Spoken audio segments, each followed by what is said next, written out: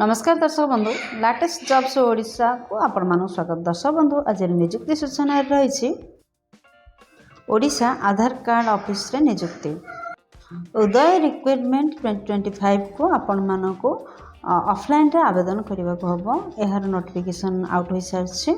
जदि आपण मैंने यही पदवी पर आवेदन करने चाहते आपण मैंने विभिन्न प्रकार पोस्ट वैकेंसीज रिलीज होती विभिन्न प्रकार शिक्षागत योग्यता दरकार किंतु सर्वनिम्न शिक्षागत योग्यता जब +2 टे करते आवेदन मैंने आवेदन करेंगे। आपणकर दरमा कहले 35,000 टंकार आरंभ कर 1,12,400 पर्यंत रोचे। एथिपाई किसी भी एग्जाम रे व्यवस्था ना केवल आपणकर इंटरव्यू एवं आपण मैंने सिलेक्शन हो पारे।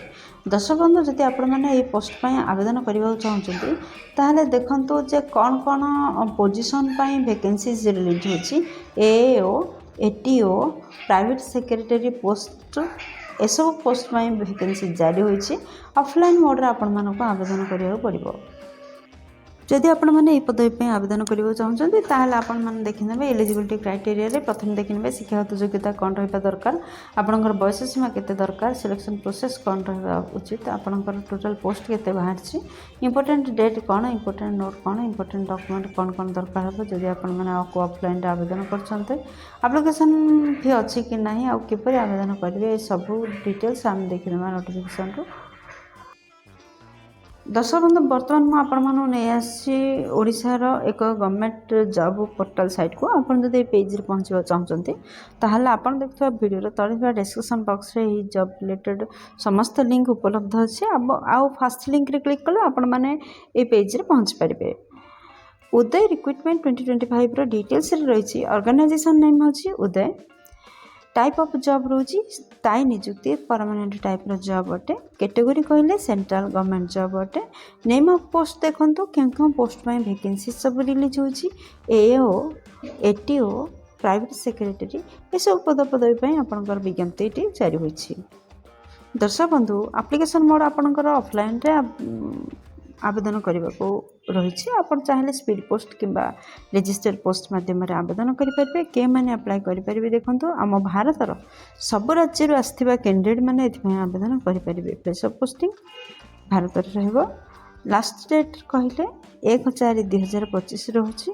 जेंडर जदि कहवा उभय पुरुष प्रार्थी और महिला प्रार्थी यह पदवी पर आवेदन करेंगे। उदय रिक्रुटमेंट 2025 इलिजिबिलिटी क्राइटेरिया देखने शिक्षागत योग्यता कौन दरकार। दर्शक बंधु जदि आपण मैंने पदवी पर आवेदन करने चाहते निहाती भाव में बीटेक किंबा BCA MBA PGDM MCA ये सब रिलेटेड आपन कोर्स करते यही पदवी पर आवेदन करेंगे। क्यों क्यों पोस्ट पर वैकेंसी सब आसी देखो। असिस्टेंट अकाउंटेंट ऑफिसर जोटा AAO, असिस्टेंट टेक्निकल ऑफिसर जोटा ATO, प्राइवेट सेक्रेटरी एसब पदवी पर आपंकर विज्ञप्ति जारी होती। बर्तमान देखने जदि आप इंटरेस्टेड अच्छा ताहले एज लिमिट कौन। दर्शक बंधु जदि आम एज लिमिट विषय कहवा ताहले आपण माने 56 वर्ष पूर्वर जेकोसी बयस होते आवेदन करेंगे। माने आपणकर बयस 18 ରୁ 56 वर्ष मध्य होता आवश्यक ताहले आपण माने आवेदन करेंगे।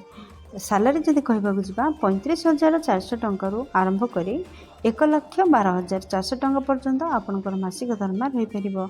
सिलेक्शन प्रोसेस कौन रही देखु। दर्शक बंधु यही पदवी पर किसी भी एग्जाम व्यवस्था नहीं। नो एग्जाम रही। किसी भी स्किल टेस्ट व्यवस्था ना। आपणकर डॉक्यूमेंट वेरिफिकेशन केवल रही आपणकर नियुक्ति रही। दर्शक बंधु जब आम एप्लिकेशन फी विषय कहवा ताहले जनरल कैंडिडेट फ्री रही, EWS फ्री रही, OBC कैंडिडेट फ्री रही, फीमेल कैंडिडेट फ्री रही। तो आपण देखुं जेकोसी केस मैंने आसते कौन केस में किसी भी एप्लिकेशन फी ना समस्त देयमुक्त आवेदन करेंगे। दर्शक बंधु आप जानले यहाँ ऑफलाइन आवेदन करेंगे। जदि यहाँ ऑफलाइन आवेदन कर कौन कौन इंपोर्टेंट डॉक्यूमेंट आवश्यकता रोचे देखो। फास्ट आपणकर क्वालिफिकेशन सर्टिफिकेट आवश्यकता रोचे। सेकेंड रोचे आपणकर जन्म प्रमाणपत्र आवश्यकता। थर्ड रोचे बीडी recent colour passport size photo दरकार रोचे। फोर्थ रे केस सर्टिफिकेट आवश्यकता रोचे। दर्शक बंधु जदि आपण मैंने साधारण केस व्यतीत अन्य कौन भी केस आसता जाति प्रमाणपत्र निहाती आवश्यक। फिफ्थ जदि किसी भी एक्सपीरियंस थाए ताहले एक्सपीरियंस सर्टिफिकेट आवश्यकता रोचे। सिक्स्थ आईडी प्रूफ आवश्यकता रोचे सीटा भोट कार्ड किंबा आधार कार्ड किंबा पान कार्ड जेकोसी हेले मध्य आपण माने गोटे आईडी प्रूफ दरकार। दर्शक बंधु जदि किसी एक्सपीरियंस अच्छी ताहले एक्सपीरियंस सर्टिफिकेट आवश्यकता होची। यार इम्पोर्टेंट डेट कौन देखो apply start date already apply start हो सारा आपण मैंने चाहिए एवं अप्लाई करेंगे। आर एक्सटेंडेड अप्लाई लास्ट डेट रोचे 1/4/2025 पर्यंत यार लास्ट डेट रोचे।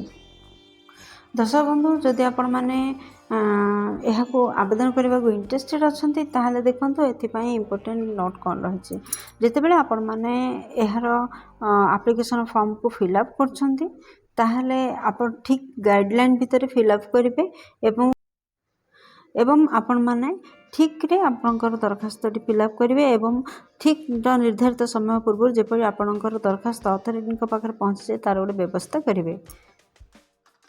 दर्शक बंधु आशा कर भिडियो आपंकर बहुत उपकार लगे जब किसी भी उपकार करें भिडियो गोटे लाइक कर दिंतु सांग मान सहित यथेष परिमाण में शेयर करूँ चैनल नुआ चैनल को सब्सक्राइब करूँ बेल बटन प्रेस कर आल सेट करूँ जहाद्वारा प्रतिदिन प्रकाश पाता नुआ नुआ सरकारी नियुक्ति विषय में आपण पाखे खबर प्रथम पहुँची पार। दर्शक बंधु भिडियो एपर्तन देखिए आपको अशेष धन्यवाद। पुणी देखा लाटेस्ट जब्स ओडिशार नुआ एक फ्रेश अध्याय नुआ एक नियुक्ति सूचना सहित से पर्यंत जय जगन्नाथ।